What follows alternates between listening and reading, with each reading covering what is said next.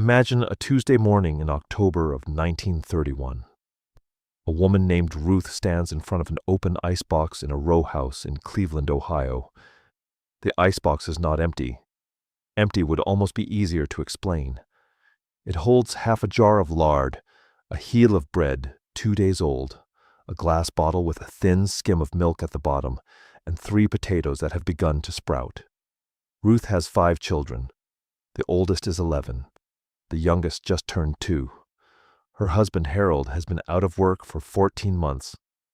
Today is Tuesday, and she has $1.12 to feed her family until Friday, when Harold's brother might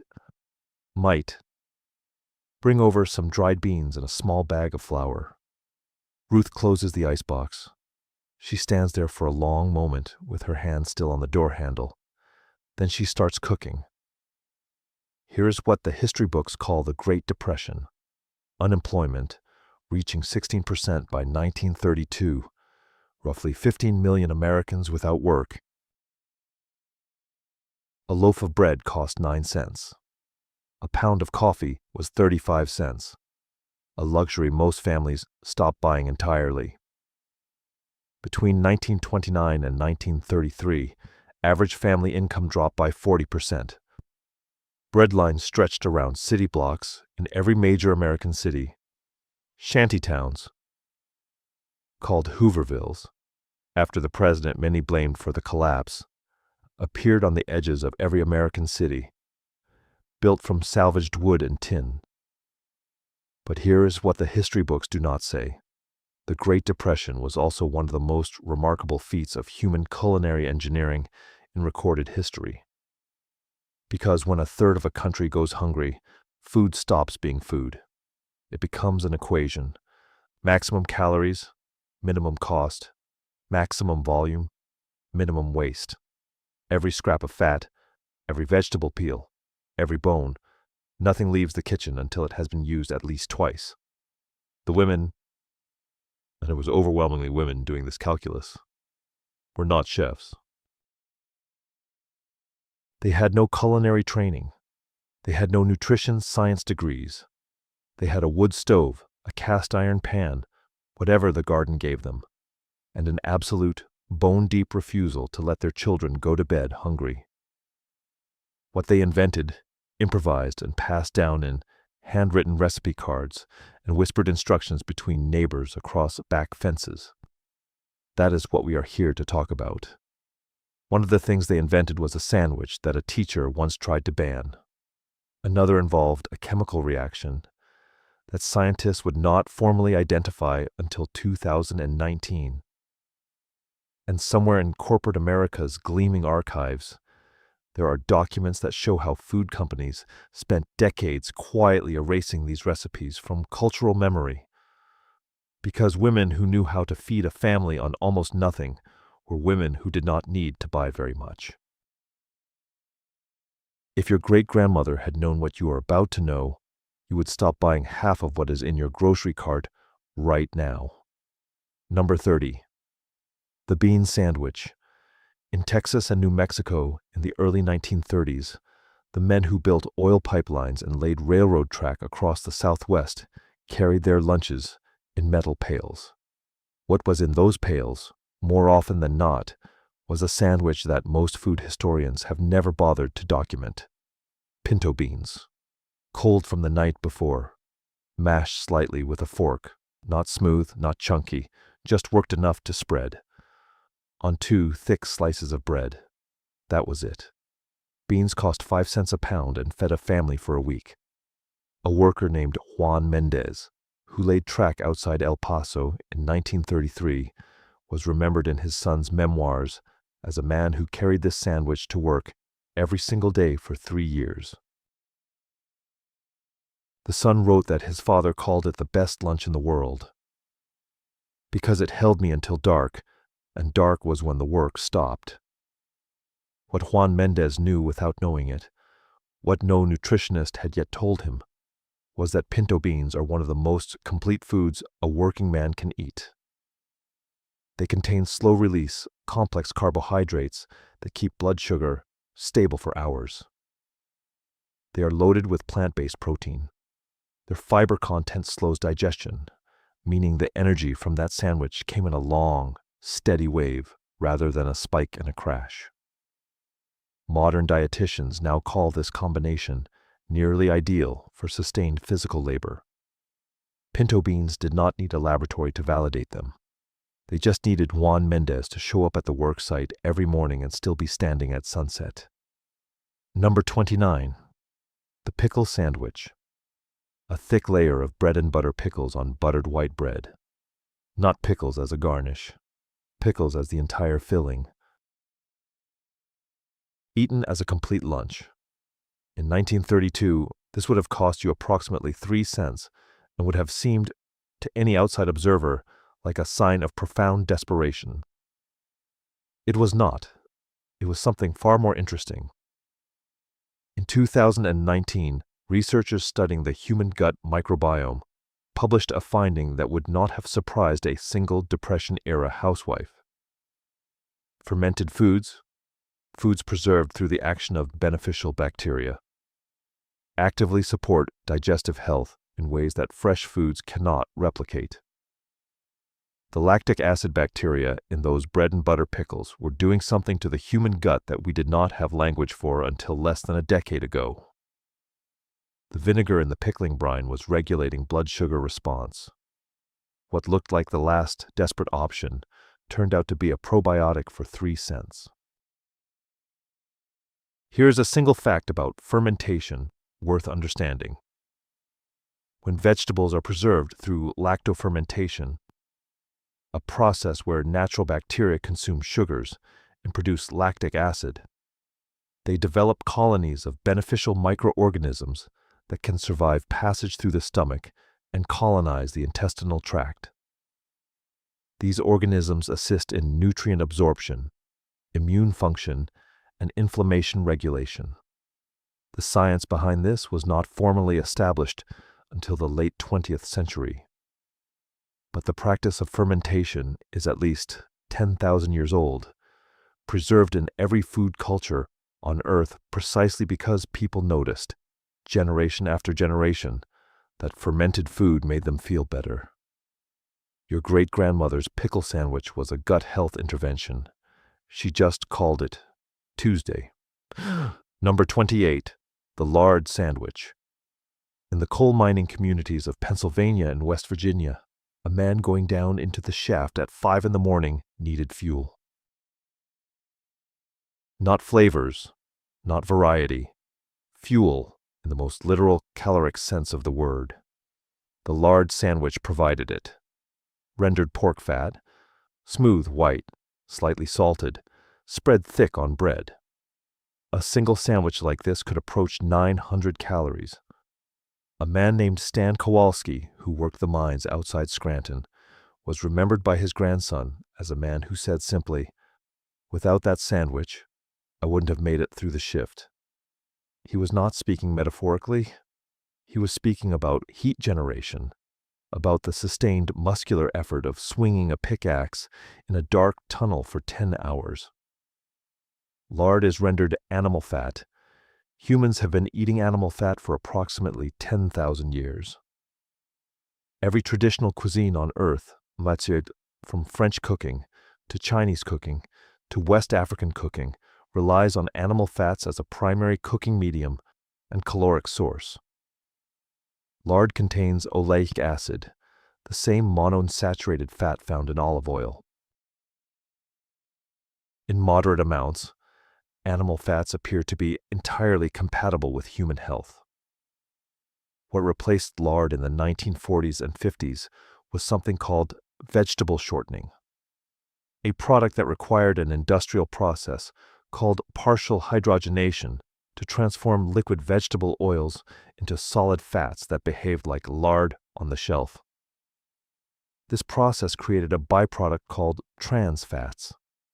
The link between trans fats and cardiovascular disease was not formally established in published scientific literature until the 1990s. We replaced a fat that humans had eaten safely for 10 millennia with a manufactured fat that turned out to damage the human heart. And we called it progress because it came in a can with a cleaner label. Stan Kowalski's large sandwich was not primitive. It was correct. Number 27. The potato sandwich. Cold mashed potatoes from last night's dinner, between two slices of bread. Factory towns from Buffalo to Baltimore. 2 cents a pound for potatoes, and a family could eat for almost nothing. There is no romance in the potato sandwich. It was pure mathematics. Calories percent, stomach volume per serving. Nothing wasted. The extraordinary irony is that this same combination, potato, bread, butter, salt, now appears on restaurant menus across America as loaded potato skins, dressed with sour cream and chives, and charged at $14 as an appetizer. The ingredients have not changed. The arrangement has barely changed. Only the price and the story around it have changed. Your great-grandmother did not call it an appetizer. She called it Wednesday lunch. She was not wrong. Number 26. The sugar sandwich. Butter and white sugar on white bread. The Dust Bowl plains of Oklahoma and Kansas, 1933. Children wrapping these sandwiches in waxed paper before school, tucking them into their coats. Some of them were embarrassed. None of them were hungry after eating. In 1934, a home economics teacher in an Oklahoma school district was fired. Her offense: she had taught her students how to make the sugar sandwich.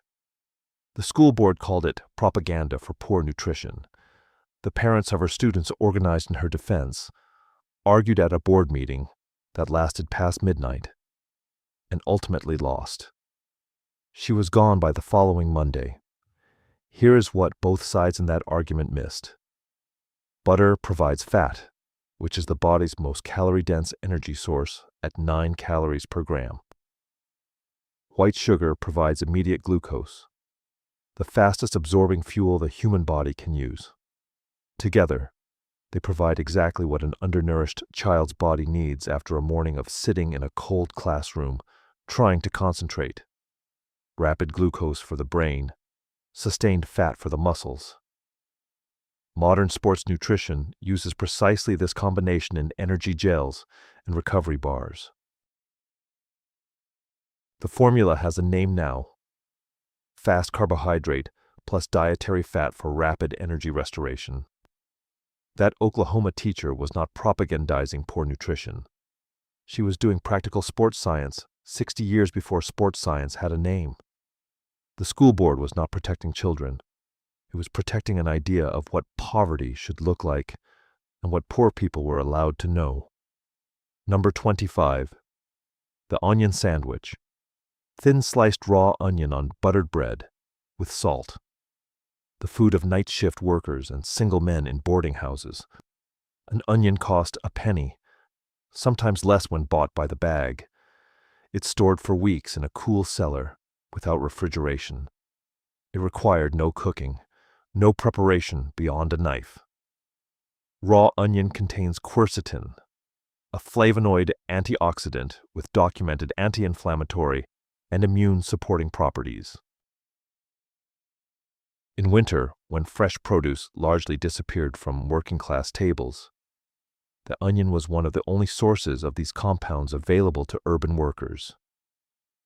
There is a documented pattern among Depression-era physicians noting that communities with high onion consumption showed lower rates of respiratory illness in winter months, though at the time no one connected this to the quercetin content.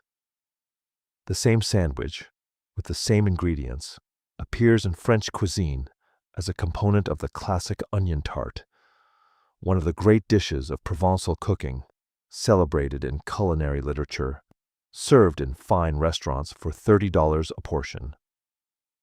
The difference between a Depression worker's onion sandwich and a Provençal tarte à l'oignon is not the ingredients. It is not the nutrition. It is the story that gets built around the food and who gets to tell it. Interlude: what they did to peanut butter. In the mid-1930s, something changed on American tables almost overnight. Peanut butter had existed since the 1880s, first as a health food for patients who could not chew, then as a street food sold from pushcarts in city markets. But it was not yet a household staple. When the Depression hit and mothers needed protein that was cheap, shelf-stable, and filling, peanut butter became the answer. Before Skippy and Jif arrived on grocery shelves, mothers either ground their own peanuts at home or bought from local vendors who ground it fresh. That peanut butter separated. The oil floated to the top, and you stirred it back in before using. The texture was rougher, the taste was more intensely peanut, and it contained no added sugar, no added salt beyond a pinch, and no stabilizers.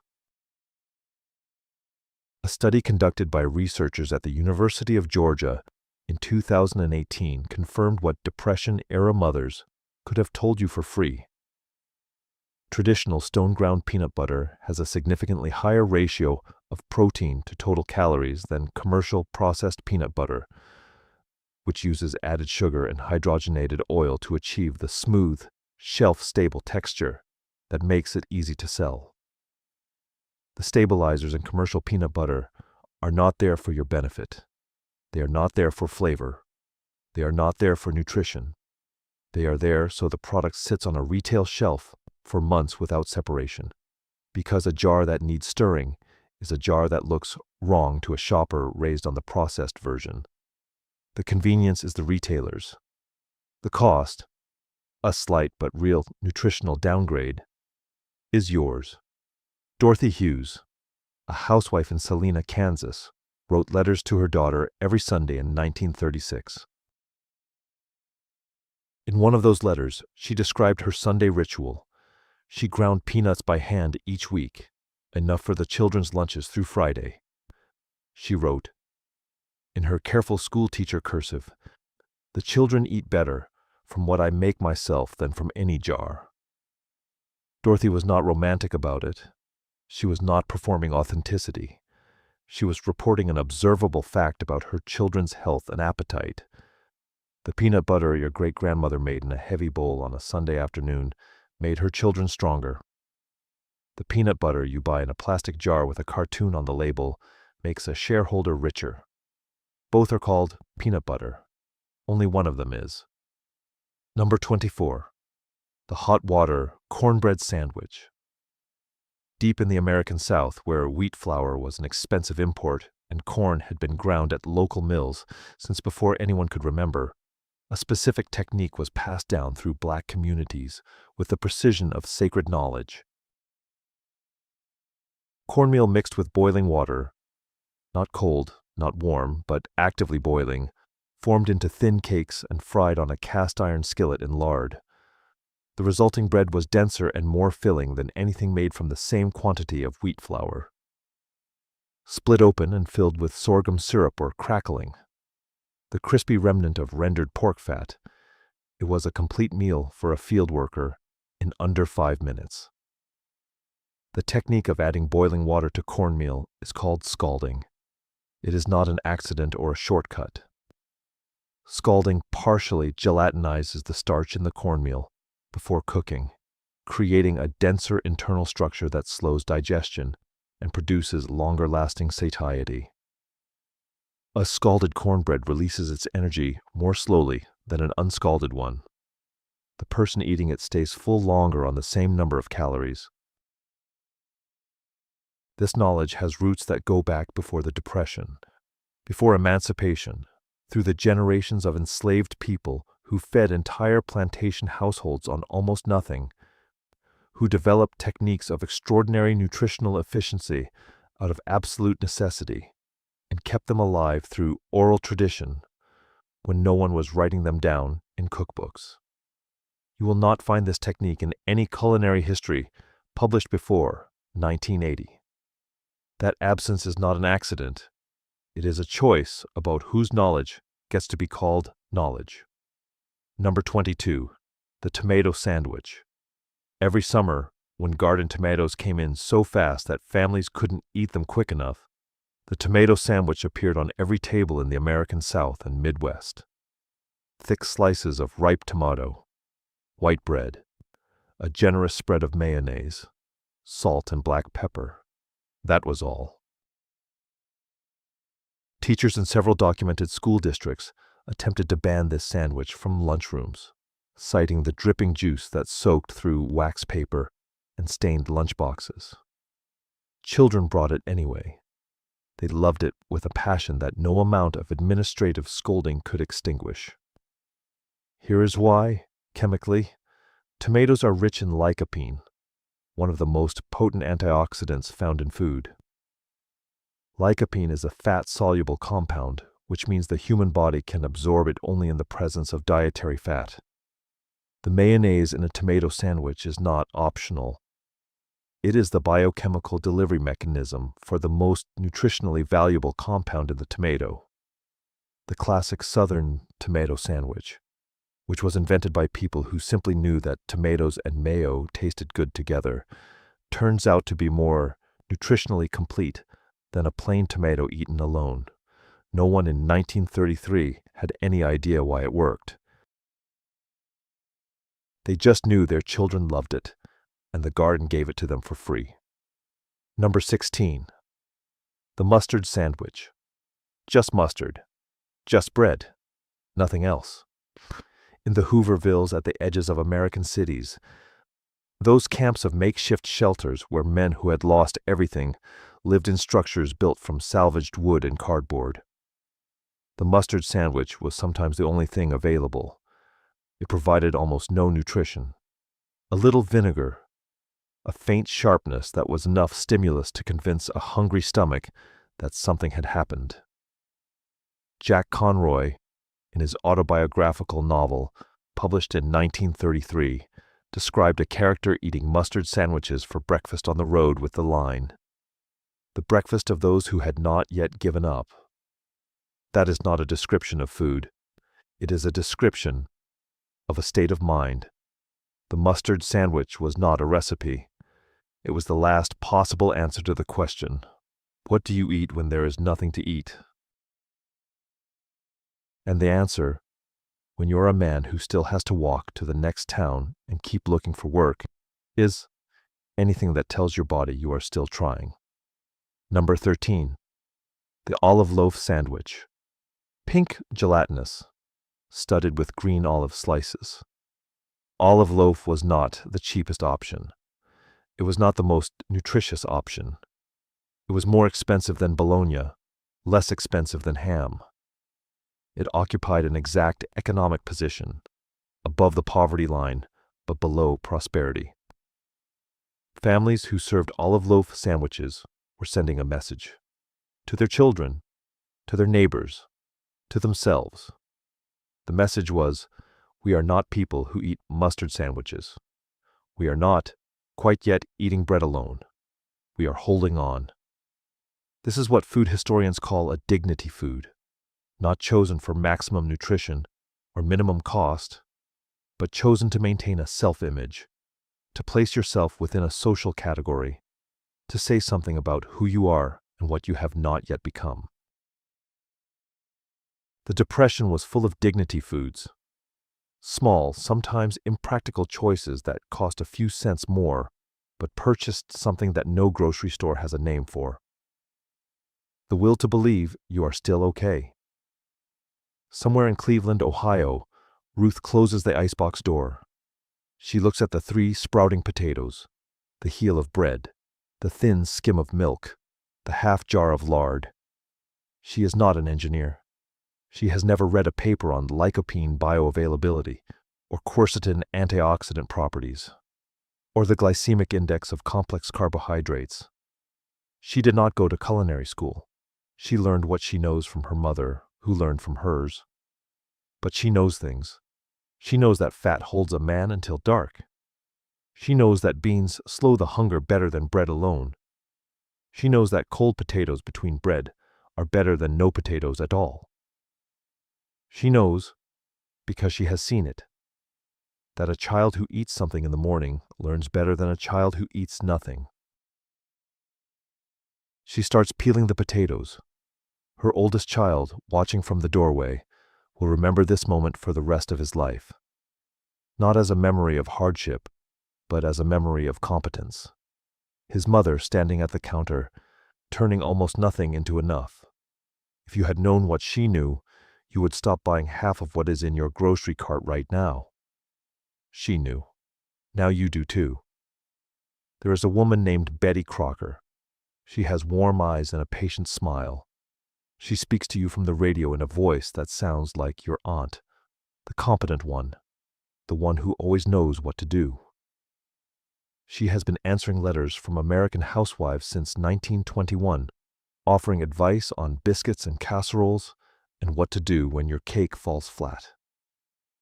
By 1945, a national survey found that she was the second most recognized woman in America, behind only Eleanor Roosevelt. She does not exist. Betty Crocker was invented by the Gold Medal Flour Company as a marketing device, a fictional signature to put at the bottom of letters sent to housewives who wrote in with baking questions. The name was chosen from a list submitted by female employees. The signature was drawn by a company secretary. The face was painted decades later by a commercial illustrator hired to make her look trustworthy and approachable. Every piece of advice she ever gave was written by a marketing department whose primary interest was selling flour. And yet, by the time the 1930s ended and the 1940s began, Betty Crocker had convinced millions of American women to throw away something real in favor of something manufactured. She had convinced them that the recipes their mothers had developed through decades of careful trial and error were inferior to the contents of a paper box. She had convinced them that the knowledge passed down through kitchens, handwritten in the margins of recipe cards, whispered between neighbors over back fences. That knowledge was outdated, inconvenient, something a modern woman should not need. A woman named Ella Mae Turner, who kept a diary in rural Iowa from 1936 through 1942, wrote an entry on a March afternoon in 1938 that reads like a small domestic tragedy. Bought biscuit at the store today, the way the radio program suggested. It is easy enough. Threw out Mama's biscuit notebook to make room in the drawer. I expect I won't need it now. She was wrong. The biscuits from the box were more expensive per serving than her mother's recipe, slightly less nutritious, and more than deep. By her own assessment 2 entries later. Not quite the same, though I can't say why. She could not say why because the difference was not in any single ingredient. It was in the knowledge embedded in the process, the understanding of how fat cuts into flour, how temperature affects gluten development, how much liquid a particular humidity requires. That knowledge lived in her mother's hands and her mother's notebook. It did not transfer to the back of a biscuit box. It was gone. Our great-grandmothers possessed something extraordinary. They could make a meal from almost nothing. They could feed a family on $1 when there was nothing to buy. They could look at an almost empty pantry and see not emptiness but possibility. Their grandchildren learned to open packages. Somewhere between those 2 generations, the food industry made billions of dollars. On the distance. And the transaction was so smooth, so friendly, so wrapped in the voice of a woman who sounded like your aunt, that most families never noticed what they had sold. Number 12. The cheese dream. An open-faced slice of bread, covered in American cheese, placed under the broiler until the cheese melted into bubbles and the edges went brown and the whole thing developed a thin, slightly crackling skin. It was called a cheese dream, and there was a time in the 1930s when it appeared on diner menus from Portland, Maine to Portland, Oregon, under that exact name. Diners served it as a full lunch item. Mothers made it for children as an after-school meal. It cost almost nothing. American processed cheese was developed specifically to be cheap, shelf-stable, and uniform. And in that sense it was one of the few genuine gifts of food industrialization to Depression-era families. What happened to the cheese dream when the economy recovered is a story about how poverty food gets laundered into luxury food once enough time has passed and enough distance has grown between the dish and its origins. We renamed it grilled cheese. We began adding tomatoes, then caramelized onions, then avocado, then truffle oil. We put it on sourdough made from heritage wheat and charged $18 in restaurants with exposed brick walls and handwritten menus on craft paper. The technique is exactly the same. The chemistry is exactly the same. The Maillard reaction, in which amino acids and reducing sugars interact under heat to produce hundreds of new flavor compounds, creating the brown crust and deep savory aroma that make cooked bread smell like something worth eating. Depression mothers did this under a broiler with American cheese and white bread. Modern chefs do it in a cast iron pan with aged Gruyère and pain de campagne. The chemistry has not changed. The price has increased by roughly 8,000%. The cheese dream never went away. It just got a new name and a story that let people forget where it came from. Number 11. The tongue sandwich. In the Jewish delicatessens of New York and Chicago, and in the home kitchens behind them, beef tongue was not a curiosity or an adventurous choice. It was Tuesday's dinner and Wednesday's lunch. Tongue cost roughly half what an equivalent weight of brisket cost, for the simple reason that most Americans did not know what to do with it and were vaguely unsettled by its shape. Jewish families, drawing on culinary traditions that stretched back centuries through Eastern Europe, knew exactly what to do with it. Simmer it for 3 to 4 hours in salted water with onion and bay leaf. Peel it while still warm, slice it thin against the grain, and layer it on rye bread with yellow mustard and a smear of prepared horseradish. The result was one of the most texturally extraordinary sandwiches in the Depression-era repertoire. What the hours of simmering did was convert the dense collagen in the tongue into gelatin, a process that softened the meat to something approaching silk, created a richness that no other cooking method could replicate, and made a tough, cheap cut feel genuinely luxurious on the tongue. Here's what is remarkable. The exact same technique, applied to beef cheeks or oxtail today, produces dishes that appear on fine dining menus for $60 a plate. The transformation of collagen to gelatin through low, slow, moist heat is now described in culinary school curricula as braising and taught as one of the fundamental techniques of classical cooking. The children of Jewish immigrants who grew up eating tongue sandwiches in the 1930s were eating, without knowing it, one of the most technically sophisticated preparations in the culinary canon. Most of those children grew up and stopped eating tongue. They wanted to be American, and American did not include the parts of the animal that reminded people of where their families had come from. A generation of extraordinary cooking vanished inside the desire to assimilate, to trade in the old world knowledge for a new world identity that came with the right to forget. We lost something valuable in that bargain. We got a country. We lost the tongue sandwich. History rarely offers clean trades. Number 10. Sauce. In the black communities of the American South, the cut of meat you could afford was whatever the butcher had left after white customers had taken what they wanted. Through the era of slavery and through the century of poverty that followed emancipation, this meant hog head, hog feet, hog ears, hog tails. The parts that cost almost nothing because the dominant culture had decided they were worth almost nothing. From these pieces, black families made sauce. The feet and ears and snout simmered for hours in vinegar-seasoned water. The meat picked from the bones, packed into a tureen or a bowl, covered in its own gelatin, refrigerated until firm. then sliced thin and served on bread with raw onion and hot sauce. The result was simultaneously frugal beyond description and delicious beyond what frugality should be able to produce. It was served at church suppers and family reunions and Sunday dinners. It was the food of community gathering.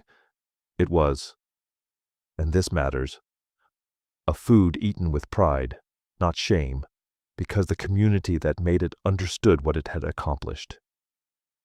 It had taken the discarded remnants of someone else's feast and made something worth celebrating. Food scholars call this culinary alchemy. Cooking school instructors in New York now teach a course called Zero Waste Cooking that charges $300 for a weekend seminar in precisely this philosophy. The principle that every part of an animal has value, that the work of a cook is to find that value and bring it forward, that throwing anything away is a failure of imagination.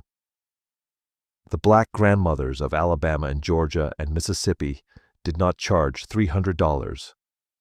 They did not call it zero waste cooking. They called it Sunday dinner. And they did not need a seminar to understand that throwing away food was something you did not do when food was all you had. Number 9. Head cheese. In the Polish neighborhoods of Chicago's South Side and the German enclaves of Milwaukee and Cincinnati, head cheese appeared on the table every Sunday with the regularity and weight of a religious observance. It is a terrine made from the cleaned and simmered meat of a pig's head, cheeks, snout, ears, cooked until the collagen dissolves, and the whole mixture sets into a firm, savory jelly when cooled. Sliced thin and served on rye bread, with sharp mustard and a sour pickle, it is one of the most purely satisfying things a piece of bread can hold. Kazimierz Kowalczyk, who came from a village outside Krakow and settled in Chicago's back-of-the-yards neighborhood in 1911, made head cheese every Sunday for 40 years. His grandchildren remember him at the kitchen table, patient and methodical, saying the same thing every time he set the finished terrine on the table. In Poland, they serve this at weddings. He was right.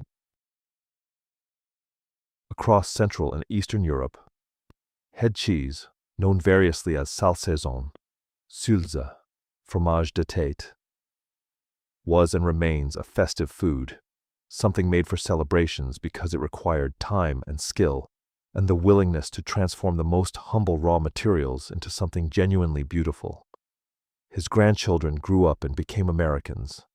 They stopped making head cheese, not because it was difficult, not because it was expensive, but because it marked them as something other than American, as people whose food still showed where they came from.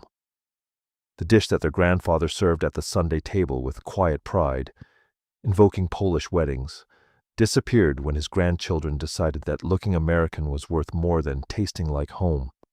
We lose things this way, not through disaster, not through war, but through the gentle, relentless pressure of wanting to belong. Every immigrant family in America has a version of this story. Every culture has a dish that was left behind at the door of assimilation. Most of them deserve to come through. Number 5. The mock apple pie sandwich. Ritz crackers, lemon juice, sugar, cinnamon, butter. These 4 ingredients baked together in a pastry shell produce something that tastes, almost eerily, almost impossibly, like apple pie filling. Ritz crackers began printing this recipe on their boxes in 1934, and it became one of the most reproduced Depression-era recipes in American history.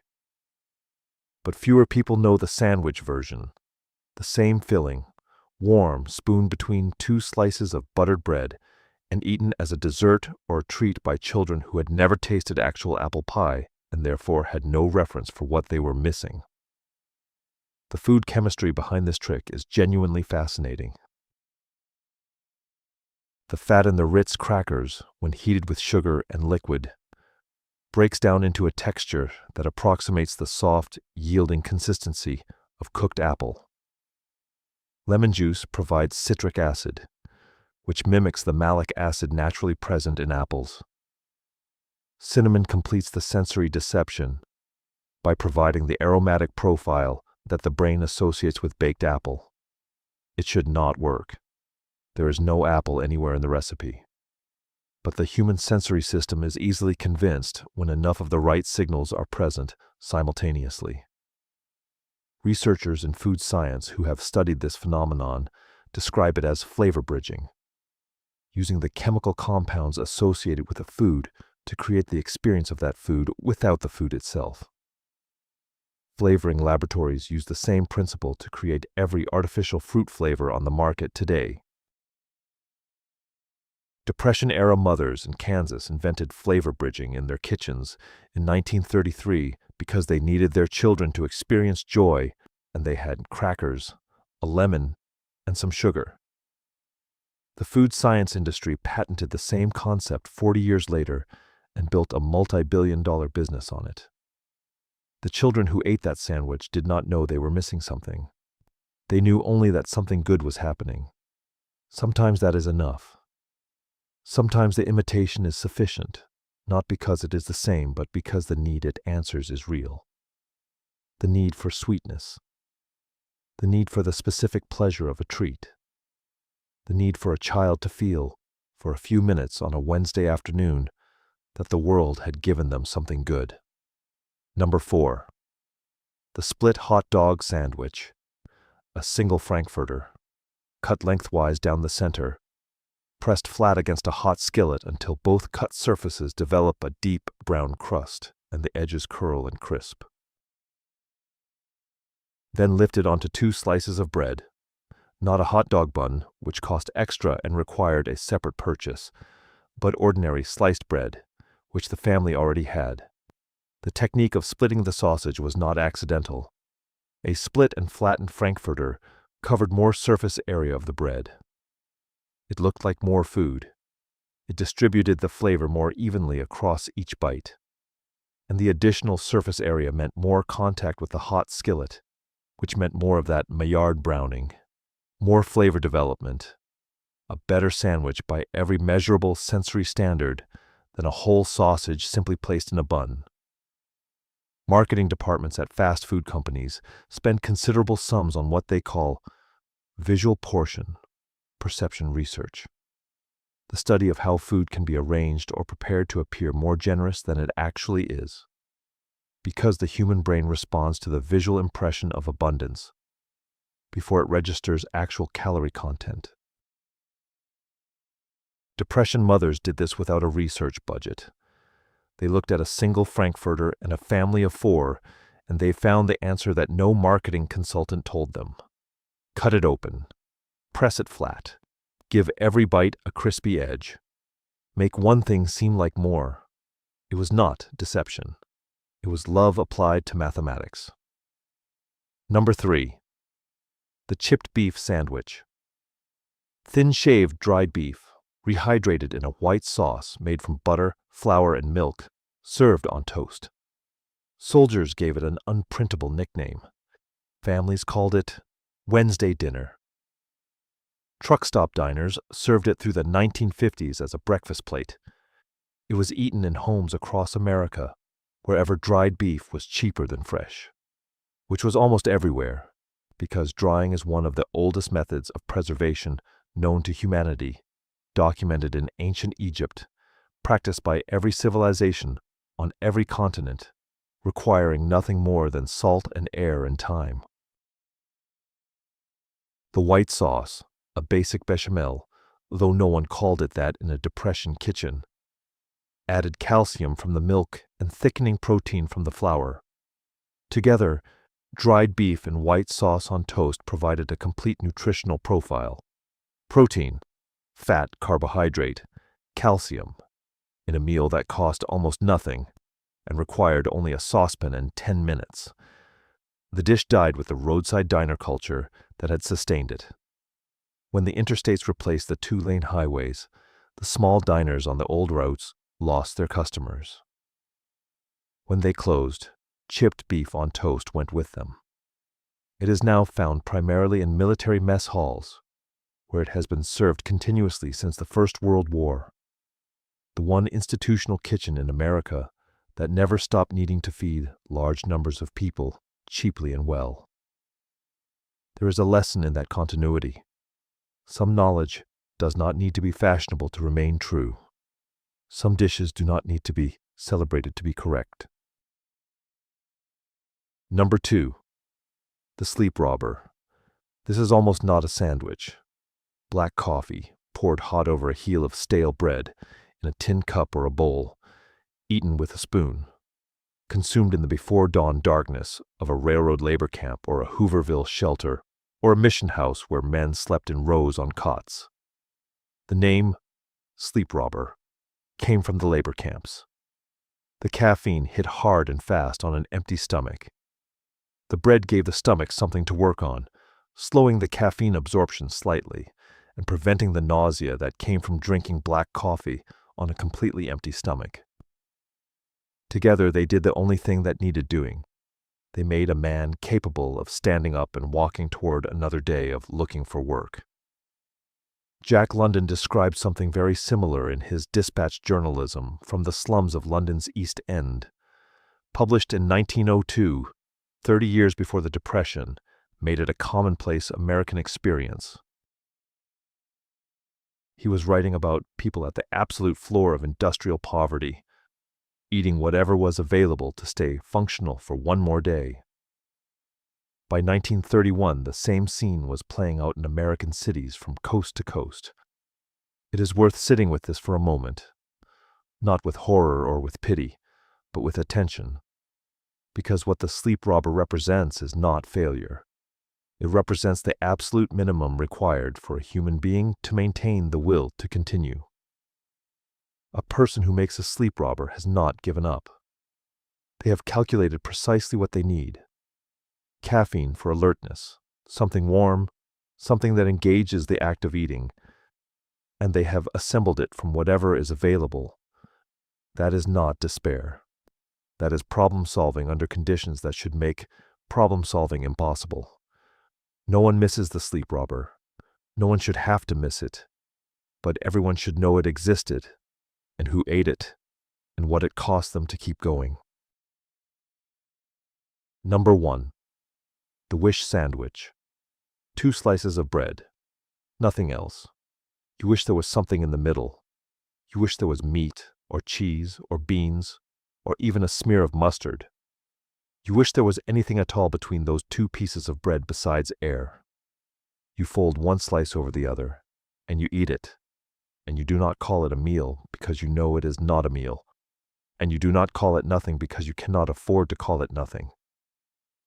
Louis Bonin, a social worker employed by the Chicago Bureau of Public Welfare, filed a report in 1932 that contained a single observation that has stayed in the margins of social history for nearly a century.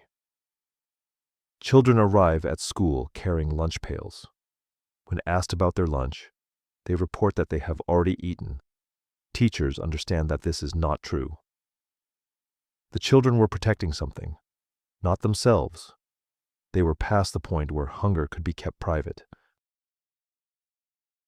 They were protecting their parents. They were performing the fiction that there was enough, that the family was okay, that whatever was happening at home was not as bad as it looked from the outside.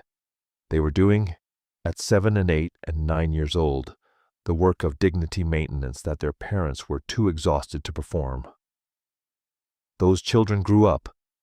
They became the generation that saved rubber bands from the newspaper and reused aluminum foil and scraped every last bit from every jar before throwing it away, and could not, ever, throw away food that was still edible. Their children found these habits slightly embarrassing. Their grandchildren found them incomprehensible. Their great-grandchildren learned about food waste in school and were shocked to discover that Americans discard roughly 30% of the food they buy. Psychologists call the behavioral patterns of depression, survivors' post-scarcity conservation syndrome, a cluster of habits around food and material goods that persist long after material conditions have improved, transmitted through families not as explicit instruction, but as ambient anxiety, as the slight tension on a grandparent's face when a child leaves food on their plate, as the careful way an elderly hand smooths and folds a piece of plastic wrap for later use. You may have seen that hand. You may have grown up watching it. You may not have known what it remembered. The wish sandwich was not a recipe. It was not a preparation technique or a culinary innovation or a document of regional American foodways. It was the place where all the ingenuity ran out. It was the bottom of the equation. It was what happened when the mathematics of survival finally produced a zero. And the people who ate it did not talk about it afterward. They went forward from it. They built the post-war American economy. They raised children in houses with full refrigerators and tried, in most cases, not to think too hard about why they could not throw away a half-eaten apple. We owe them the memory, not the wish sandwich itself. No one should ever have to eat that again. And the thought of romanticizing it is obscene. But the memory of it, the knowledge of what it cost, the understanding that the abundance we move through every day, the grocery stores with their 30 varieties of bread, the refrigerators full of things that will go bad before we use them, the restaurants with their $18 sandwiches and their truffle oil and their artisan everything. None of that is inevitable. None of it is permanent. All of it rests on the assumption that the mathematics will continue to work in our favor. Ruth's generation knew the mathematics could fail. They knew because they had watched it fail, suddenly, without warning, on a Tuesday in October that had seemed like any other Tuesday. The wish sandwich was a scar that a whole generation wore in silence. We are obligated to remember it. The challenge here is what I am asking you to do this week. Not the wish sandwich. Never that one. That one belongs to history and to grief, and it should stay there. But the tomato sandwich. Try it in summer, when the tomatoes are heavy and warm from the garden or the farmer's market, sliced thick on white bread with good mayonnaise and salt and black pepper. Eat it over the sink the way it was always meant to be eaten, because it will drip, and that is correct, and the dripping is part of it. The peanut butter and pickle sandwich. It sounds wrong, and it is not wrong. The salt of the pickle against the fat of the peanut butter is a combination that works biochemically and sensory logically, and your skepticism about it is learned, not instinctive. Try the bean sandwich if you have leftover pinto beans.